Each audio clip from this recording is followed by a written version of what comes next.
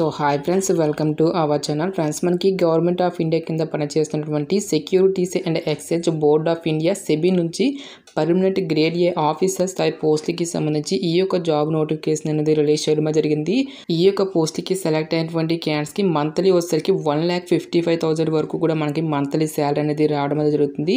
So ఇంత భారీ అమౌంట్తో మనకి ఈ యొక్క గవర్నమెంట్ సంస్థ నుంచి మనకి రేరుగా ఈ యొక్క నోటిఫికేషన్స్ అనేవి రిలీజ్ అవుతూ ఉంటాయి. సో మీకు ఎలిజిబిలిటీ అనేది ఉన్నట్లయితే కనుక డెఫినెట్గా ఈ యొక్క రిక్రూట్మెంట్కి అప్లై అయితే చేసుకోండి. ఈ విధంగా ఈ యొక్క నోటిఫికేషన్కి సంబంధించి కంప్లీట్ డీటెయిల్స్ అన్నింటినీ కూడా ఈ యొక్క వీడియోలో డిస్కస్ అయితే చేద్దాం. సో ఎవరు కూడా స్కిప్ అయితే చేయదు గైస్. ఫస్ట్ టైం మన ఛానల్ని విజిట్ చేస్తున్నా కనుక సబ్స్క్రైబ్ అయితే చేసుకోండి. అదేవిధంగా పక్కనే వస్తే బెల్ ఐకన్ కూడా యాక్టివేట్ చేసి పెట్టుకోండి ఫ్రెండ్స్. మీరు ఇచ్చేటువంటి లైక్స్ అలా ఎంకరేజింగ్ అండ్ మోటివేషన్గా ఉంటాయి కాబట్టి సో ప్రతి ఒక్కరు కూడా వీడియోని లైక్ చేసి మీ ఫ్రెండ్స్ అండ్ ఫ్యామిలీ మెంబర్స్కి అయితే షేర్ చేయండి friends. Okay, let's start the video.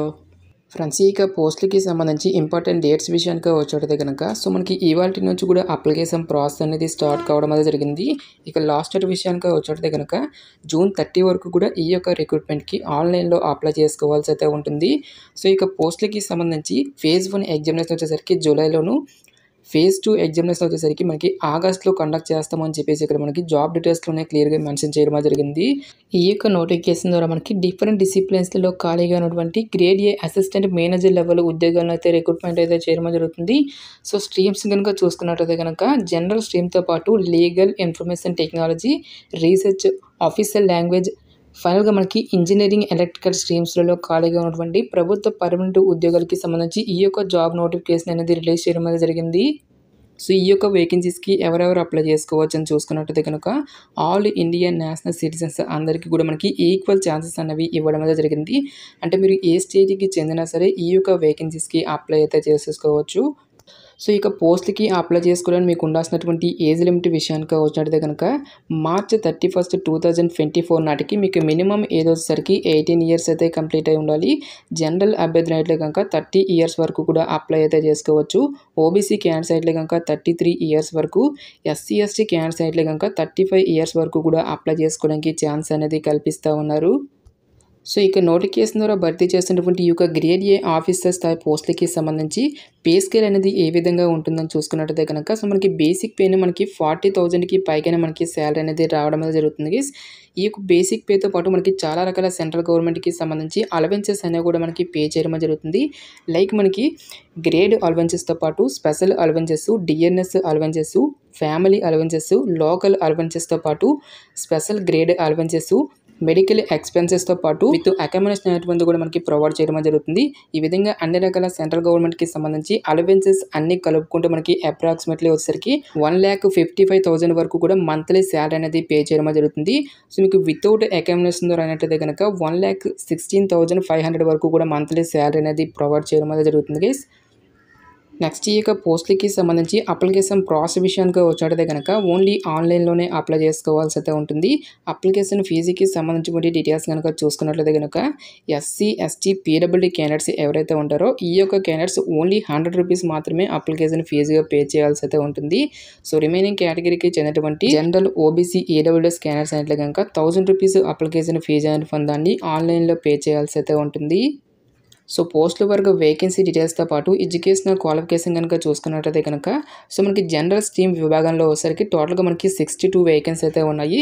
So మనకి ఓపెన్ కేటగిరీలో 34 వేకెన్సీస్, ఓబీసీ వరకు 14, ఎస్టీ వరకు 7 వేకెన్సీస్తో పాటు ఎస్టీ వరకు 1 పోస్టు, ఎకనామికల్లీ వీకర్ సెక్షన్ వరకు 6 వేకెన్సీ అనేవి కేటాయించడం జరిగింది.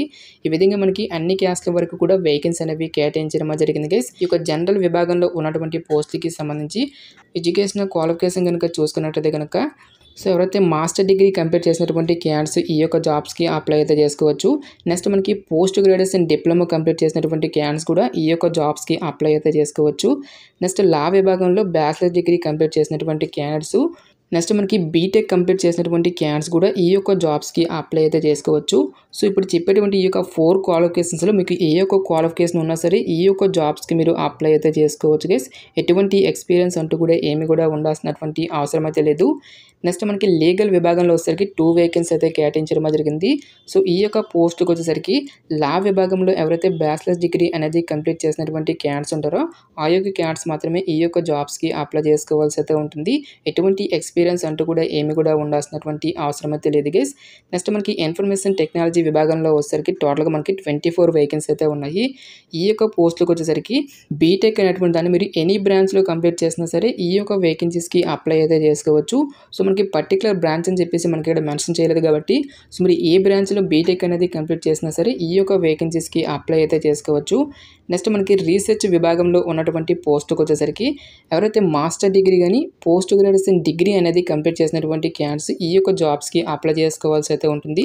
సో ఏ స్పెషలైజేషన్లో కంప్లీట్ చేయాలని చూసుకున్నట్లయితే కనుక ఎకనామిక్స్లో కానీ commerce, business administration, econometrics, quantitative economics, financial economics, mathematical economics, business economics, agriculture economics, industrial economics, business analytics అని చెప్పేసి ఈ యొక్క స్పెషలైజేషన్లో మాస్టర్ డిగ్రీ కంప్లీట్ చేసిన లేదంటే పోస్ట్ గ్రాడ్యుయేషన్ డిప్లొమా కంప్లీట్ చేసినా సరే ఈ యొక్క వేకెన్సీస్కి అప్లై అయితే చేసుకోవచ్చు. నెక్స్ట్ మనకి ఆఫీషియల్ లాంగ్వేజ్ విభాగంలో ఉన్నటువంటి పోస్టులకు వచ్చేసరికి ఎవరైతే హిందీ విభాగంలో మాస్టర్ డిగ్రీ కంప్లీట్ చేసినా లేదంటే సాంస్క్రిట్ విభాగంలో మాస్టర్ డిగ్రీ అనేది కంప్లీట్ చేసిన లేదంటే బోత్ లాంగ్వేజెస్ ఇంగ్లీష్తో పాటుగా హిందీలో మాస్టర్ డిగ్రీ కంప్లీట్ చేసిన హిందీతో పాటుగా ఇంగ్లీష్లో మాస్టర్ డిగ్రీ కంప్లీట్ చేసినా సరే ఈ యొక్క వేకెన్సీస్కి అప్లై అయితే చేసుకోవచ్చు.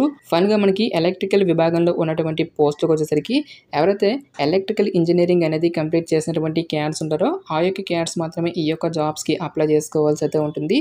ఎటువంటి ఎక్స్పీరియన్స్ అంటూ కూడా ఏమి కూడా ఉండాల్సినటువంటి అవసరం అయితే లేదు గైస్. సో మనకి ఇక్కడ డిజైరబుల్ అని చెప్పేసి మెన్షన్ చేయడం జరిగింది కాబట్టి సో మీకు ఎక్స్పీరియన్స్ అనేది ఉంటే కొంచెం ప్రిఫరెన్స్ అనేది ఇవ్వడం అయితే జరుగుతుంది. సో ఇక పోస్ట్కి సంబంధించి స్కీమ్ ఆఫ్ ఎగ్జామినేషన్ అనేది ఏ విధంగా ఉంటుందని చూసుకున్నట్లయితే కనుక టోటల్గా ఇక్కడ మనకి 3 ఫేజెస్కి అయితే డివైడ్ అయితే చేయడం జరిగింది గైస్. ఫస్ట్ ఫేజ్ 1లో మనకి ఆన్లైన్ ఎగ్జామినేషన్ అనేది ఉంటుంది. ఈ యొక్క ఫేజ్ 1లో మనకి పేపర్ 1తో పాటు పేపర్ 2 అనేది కూడా ఉంటుంది.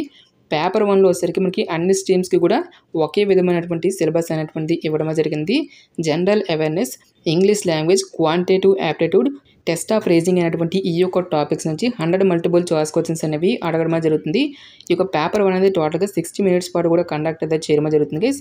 పేపర్ 2 అనేది మనకి జనరల్ స్ట్రీమ్స్కి వచ్చేసరికి commerce, accountancy, management, finance, costing, companies act and economics అనేటువంటి ఈ యొక్క టాపిక్స్ నుంచి జనరల్ స్ట్రీమ్ విభాగంలో ఉన్నటువంటి పోస్టులకి ఈ యొక్క టాపిక్స్ నుంచి 100 మల్టిపుల్ చాయిస్ క్వశ్చన్స్ అనేవి అడగడం జరుగుతుంది. సో మిగిలినటువంటి ఈ యొక్క legal stream, research stream, engineering electrical stream, official language stream, information technology అనేటువంటి ఈ యొక్క స్ట్రీమ్స్కి వచ్చేసరికి సంబంధిత సబ్జెక్ట్స్ నుంచి మనకి రిలేటెడ్గా 100 మల్టిపుల్ చాయిస్ క్వశ్చన్స్ అనేవి అడగడం జరుగుతుంది. పేపర్ 2 అనేది మనకి టోటల్గా 40 మినిట్స్ పాటు కూడా ఇక్కడ టెస్ట్ అనేది కండక్ట్ అయితే చేయడం జరుగుతుంది గైస్. ఈచ్ వన్ కరెక్ట్ ఆన్సర్కి మనకి 1 మార్క్ అనేది కేటాయిస్తారు. ప్రతి రాంగ్ ఆన్సర్కి కూడా 1/4 నెగిటివ్ మార్కింగ్ అనేది కూడా ఉంటుంది అని చెప్పేసి ఇక్కడ మనకి మెన్షన్ చేయడం జరిగింది. సో ఎవరైతే ఇక ఫేజ్ 1ని క్లియర్ చేసినటువంటి క్యాండిడేట్స్కి ఫర్దర్గా మనకి ఫేజ్ 2 అనేది కూడా కండక్ట్ అయితే చేయడం జరుగుతుంది. ఇక ఫేజ్ 2లో కూడా మనకి పేపర్ 1తో పాటు పేపర్ 2గా మనకి డివైడ్ అయితే చేయడం జరిగింది గైస్. పేపర్ 1 వచ్చేసరికి మనకి అన్ని స్ట్రీమ్స్కి కూడా ఒకే విధమైనటువంటి ఎగ్జామినేషన్ అనేది ఉంటుంది. సో మనకి ఈ యొక్క టెస్ట్ అనేది డిస్క్రిప్టివ్లో అయితే ఉంటుంది గైస్. టోటల్గా మనకి 100 మార్క్స్కి అయితే ఈ యొక్క టెస్ట్ అనేది ఉంటుంది. 60 మినిట్స్ పాటు కూడా ఇక టెస్ట్ అనేది ఉంటుంది గైస్.